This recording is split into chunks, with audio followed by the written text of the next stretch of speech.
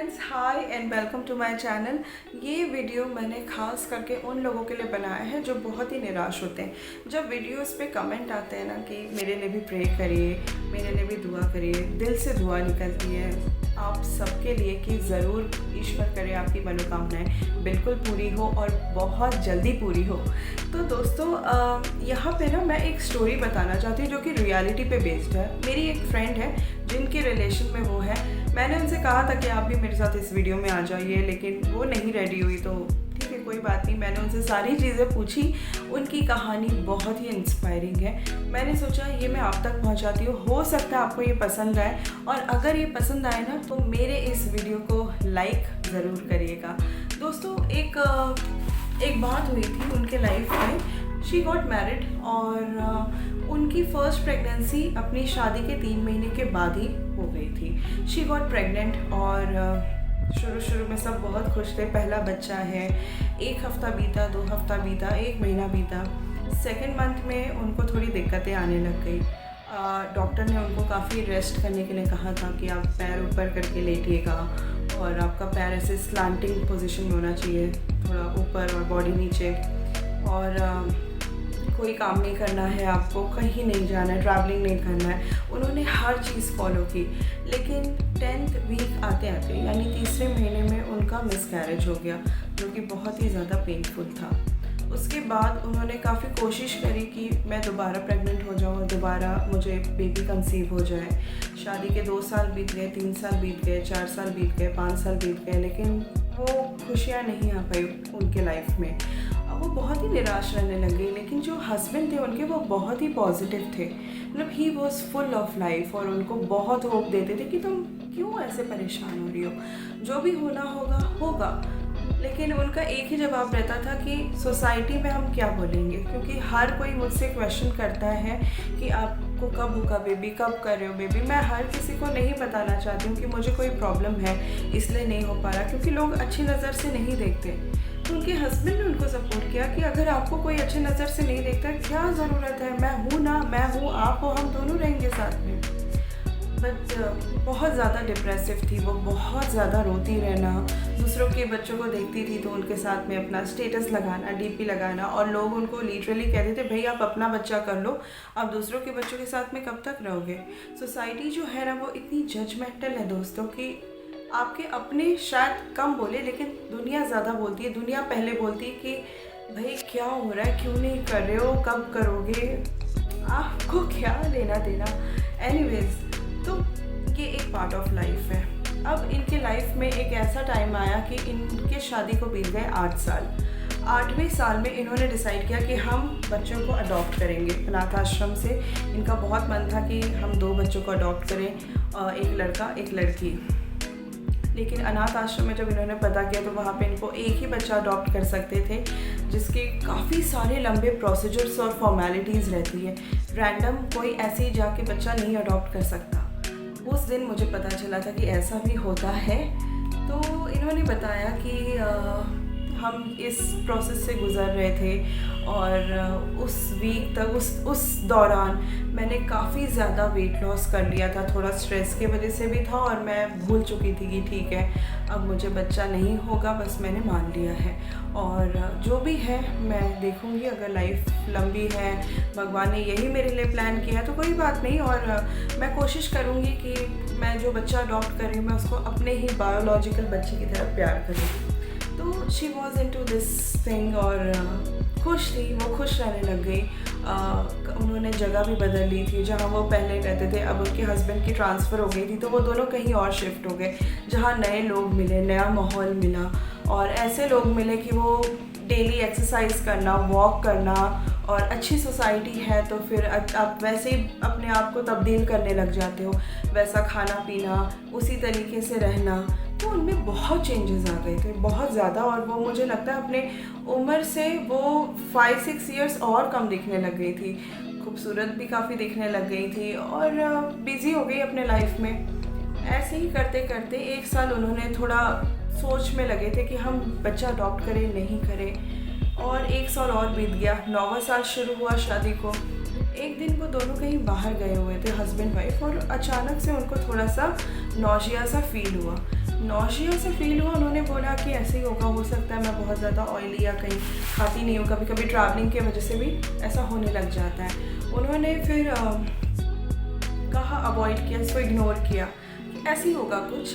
वो घर पे गए, 1 हफ़्ता बीता, 1 महीना बीत गया, उनका पीरियड नहीं आया। और उन्होंने बोला कि ऐसा क्यों हो रहा है, डॉक्टर को दिखाते हैं एक बार।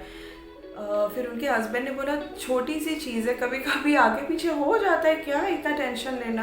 वो बोली नहीं, आज तक ऐसा कभी हुआ ही नहीं कि कभी रुक गया हो, 1 महीना बीत गया, अभी तक मेरा पीरियड नहीं आया।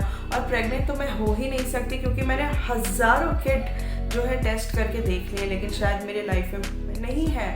तो ये ऐसे ही होगा, हो सकता है, पता नहीं, मेरे पीरियड्स तो नहीं बंद हो रहे, क्या हो गया। वो बहुत डिलेमा में थी। उसके बाद में 2 महीने बीत गए, वो डॉक्टर के पास नहीं गई। दूसरा महीना भी उनका जब पीरियड नहीं आया और बॉडी में बहुत चेंजेस आने लग गए। उन्होंने बोला कि एक बार किट ला कर चेक कर लें क्या, मुझे ऐसा आ रहा है मन में। उन्होंने किट लिया, चेक किया दूसरे दिन, और गाइस टू हर सरप्राइज उस किट में 2 बहुत ही डार्क लाइन आई, जो उनके लिए मतलब मैं बता नहीं सकती। जिस तरीके से उन्होंने मुझे बताया ना, वो इतनी खुश थी। उन्होंने कहा कि जैसे पता नहीं मुझे क्या मिल गया। वो 2 लाइन आई और मैंने इमीडिएटली अपने हस्बैंड को फ़ोन किया, एंड आई स्टार्टेड क्राइंग कि ये मैं क्या देख रही हूँ, मुझे बिलीव नहीं हो रहा। पपी घर पे आओ। वो भी आ गए घर पे, इतना डर गए थे कि हुआ क्या। उन्होंने बहुत, वो दोनों रोए। और फिर नेक्स्ट डे उन्होंने प्लान किया कि हम डॉक्टर के पास जाएंगे। डॉक्टर ने देखा, जब जांच किया तो बच्चे की हार्ट बीट भी आ चुकी थी और बहुत अच्छी ग्रोथ थी, सब कुछ बहुत अच्छा था। डॉक्टर को उन्होंने पूछा कि ये कैसे हो गया, ये अब तक नहीं हुआ था, ये अचानक कैसे हो गया। डॉक्टर ने एक बड़ी ही प्यारी चीज़ बोली उनसे कि ये ऐसे हो गया ना, क्योंकि आपने इस दौरान अपने लाइफ में कोई स्ट्रेस नहीं लिया, कोई टेंशन नहीं लिया। आप नए माहौल में चले गए, आपने वो सारी चीज़ें प्रीवियस जो लोग आपको कहते थे और एक माइंड में रहता था ये हो वो हो, सब हट गई। आप स्ट्रेस से दूर थे, आप बहुत ही मेंटली रिलीव थे और अच्छे लोगों के साथ थे, पॉजिटिव लोगों के साथ थे, जिससे कि आपका बॉडी एक पॉजिटिव वाइब्रेशन देता है अंदर और एक अच्छा हार्मोन रिलीज़ करता है। अगर आपके बॉडी में बहुत ज़्यादा रिलैक्सिन है, बहुत ज़्यादा वो हार्मोन है जो आपको बहुत आराम से आपको सुकून देता है, जैसे कि एक अच्छी कॉफ़ी या चाय पी लो और आप एकदम रिलैक्स हो जाते हैं, खुश हो जाते हैं। कहते हैं एंडोर्फिन्स रिलीज़ करता है बॉडी। तो प्रेगनेंसी के लिए ये चीज़ बहुत ज़रूरी है। और जो लोग प्लान करके प्रेग्नेंट होना चाहते हैं, उनके बॉडी में थोड़ा सा वो चीज़ नहीं हो पाती, क्योंकि वो कहीं ना कहीं चलता ही रहता है कि मुझे प्रेग्नेंट होना है।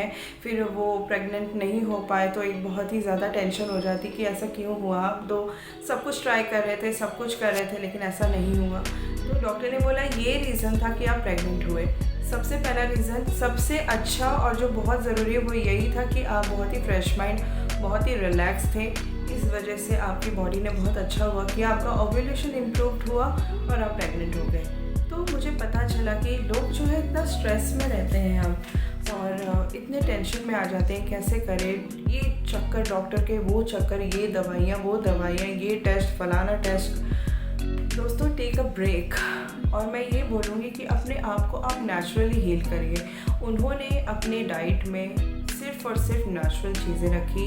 उन्होंने ऑयल कम कर दिया था, चाय पीना छोड़ दिया था। चाय तो, कैफ़ीन तो वो लेना ही बंद कर दी थी। उन्होंने कहा था मैंने इस मोटो से नहीं कैफ़ीन बंद किया या चाय बंद किया, मैंने इस वजह से बंद किया कि मुझे अब चाय नहीं पीना है, चाय नुकसान करती है बॉडी को। उसमें कैटेचीन होता है, आप कॉफ़ी ले रहे हैं तो उसमें बहुत ज़्यादा मात्रा में कैफ़ीन होता है जो आपकी बॉडी के लिए अच्छी नहीं है। तो वो नेचुरल चाय की तरफ आ गई, ग्रीन टीज़ और फूलों की चाय और बहुत सारे नेचुरल चीज़ों की तरफ आ गई। खाने में भी फ्लैक्स सीड्स और सीड साइकिलिंग भी वो करती थी। सीड साइकिलिंग इसलिए करती थी कि बॉडी में जो है अच्छी तरह से बॉडी को सारे मैग्नीशियम और जो भी पोटेशियम, सारी चीज़ों की रिक्वायरमेंट है वो मिलती रहे। तो इतनी सारी चीज़ें ऐड ऑन की उन्होंने, एक्सरसाइज शामिल की, अच्छे दोस्तों के साथ रहती थी वो। डॉक्टर के पास उन्होंने जाना बिल्कुल बंद कर दिया था कि पता नहीं डॉक्टर ये टेस्ट, वो टेस्ट, HCG भी, HSG भी करवाया उन्होंने। और उन्होंने मुझे बताया था कि मैं पिल्स लेती थी जो कि प्रेगनेंसी के लिए बहुत ज़रूरी था। लेकिन वो आयरन की गोलियां ज़रूर लेती थी, वो हमेशा लेती थी, और इससे ताकि हड्डियां मजबूत रहे।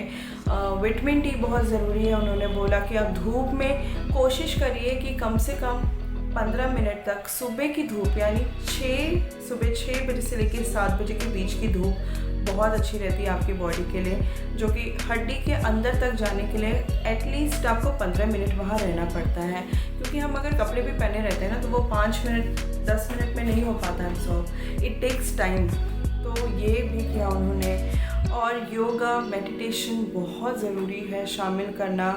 वो अपने ऑफिस में भी रहती थी तो कहती थी मैं टाइम निकाल के कम से कम 5 मिनट योग ज़रूर करती थी। उसमें प्राणायाम शामिल था और कपालभाति शामिल था। तो ये सारे टिप्स हैं उनकी तरफ से आप सभी के लिए, उन महिलाओं के लिए जो कि होना चाहती हैं प्रेग्नेंट और बहुत ज़्यादा स्ट्रेस्ड है और बहुत ज़्यादा डॉक्टरों के चक्कर लगा रही हैं। तो ये करके देखिए, हो सकता है ये आपके काम आ जाए। ये ज़रूर वर्कआउट करें। जब उनके लिए ये काम कर सकता है शादी के 9-10 साल के दौरान, तो आपके लिए क्यों नहीं?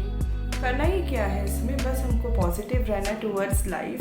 सारा टेंशन छोड़ो और एक अच्छी लाइफ गोल सेट करिए कि अब हमको ये चाहिए, और खुशी खुशी उस तरफ आगे बढ़िए। एक अच्छा डाइट फॉलो करिए, अच्छे दोस्त बनाइए और अच्छा रूटीन रखिए, हेल्दी रूटीन रखिए। तला भुना भोजन बिल्कुल ना करें। कॉफ़ी चाय कम कर दीजिए, चीनी बंद कर दीजिए, और सफ़ेद चीज़ें जैसे मैदा और चावल को भी घटा दीजिए। हम पूरी तरह से कोई चीज़ बंद नहीं कर सकते, लेकिन उसकी क्वांटिटी ज़रूर थोड़ी कर सकते हैं। तो ये चीज़ करके देखिए, शायद आपके लाइफ में वो चीज़ें ज़रूर हो जाए जो इनके लाइफ में हुई हैं। तो दोस्तों, आई होप सो ये वीडियो आपको मेरा पसंद आया हो। ऐसे ही कई वीडियोस के साथ में मैं दोबारा आऊँगी, ताकि आपको मैं मोटिवेट कर सकूँ। जो भी आपके मैसेजेस मुझे आते हैं ना, वो मुझे बड़ा टच कर जाते हैं। दोस्तों, मुझे कमेंट सेक्शन में ज़रूर बताइएगा कि और क्या वीडियोज़ आप देखना चाहते हैं। सो अपना ख्याल रखिए, हंसते मुस्कुराते रहिए भाई। एक दिन ख़राब है, एक दिन बहुत अच्छा भी आ जाएगा। Keep yourself motivated. So दोस्तों, take care, bye and do subscribe this channel. Take care.